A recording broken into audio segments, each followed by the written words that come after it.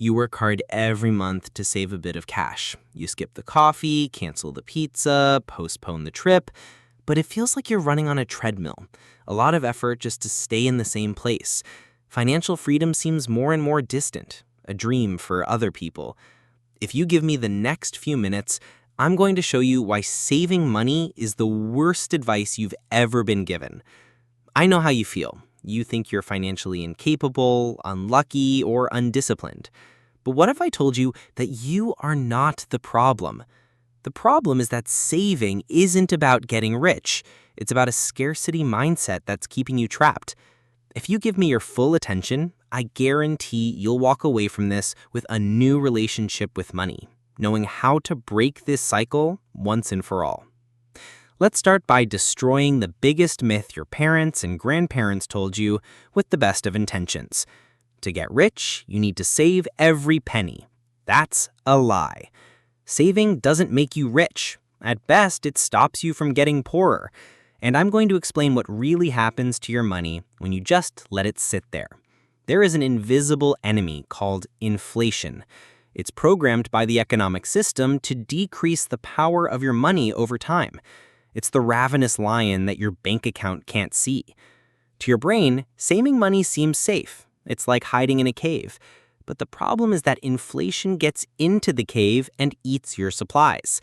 Every day your money sits still, it buys less. It's melting like ice in August sun. The advice to save isn't rational. It's a rationalization to justify the primitive fear of taking risks, of losing. Your primitive brain has one mission: to survive today. And to it, anything uncertain, like investing, is interpreted as a threat. So when you avoid learning to invest, it's not because you don't want success. It's because a primitive part of your brain is whispering, what if you lose everything? What if you're not smart enough? It's better to stay safe with the little we already have. This is the first point. Saving is a defense mechanism against poverty, not an engine for wealth. Your brain is trying to protect you from the possibility of loss. But in doing so, it condemns you to never truly win. To understand the true physics of wealth, I need to tell you about the money equation in a way school never did. Most people operate on this equation.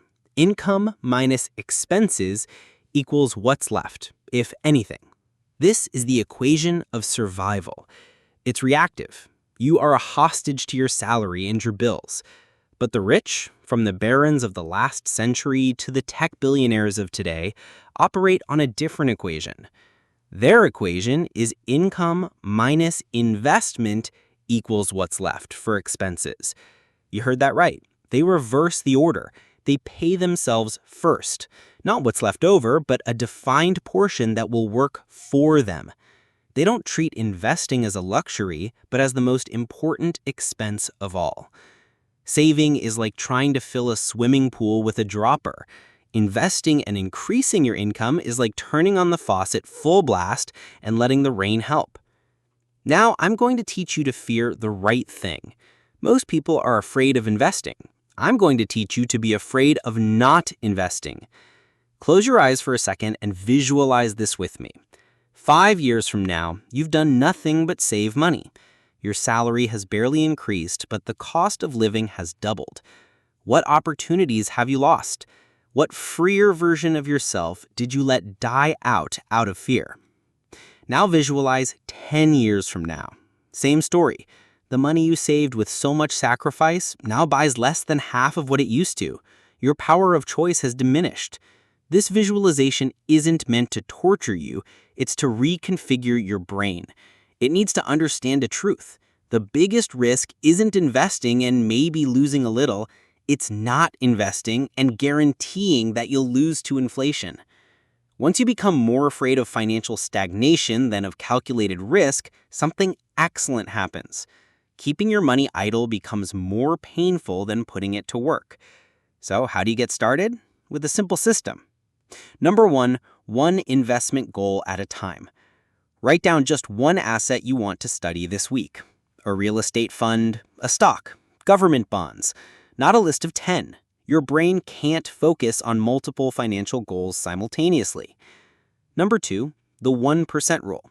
Commit to investing just 1% of your salary. It's an amount so small, your brain can't use fear as an excuse. The goal isn't to get rich with that 1%, it's to build the habit of investing. Number 3, create your reward.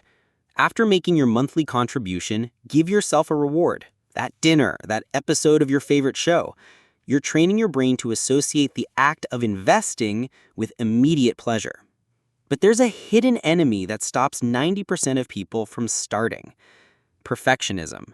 You might recognize these thoughts. I'll start investing when I have more money. I need to read 10 books before putting in $50. I'll wait for the stock market to stop falling or rising. This is perfectionism disguised as prudence. The truth is, there is no perfect moment. There is only now. Use the 15-minute imperfect rule. Commit to spending just 15 minutes today studying an investment without the pressure of understanding everything, without the expectation of becoming an expert. Just 15 minutes. The biggest obstacle isn't understanding the market, it's getting started. Last thing, and perhaps the most important, what will make you build wealth even when the market is down, even when no one believes in you?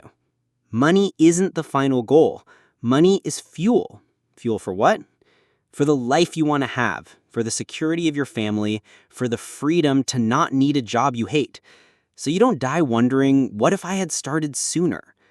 What is your why? For me, it's simple. I don't want to reach 60 years old as a hostage to the bad financial decisions I made in my 30s. What about you?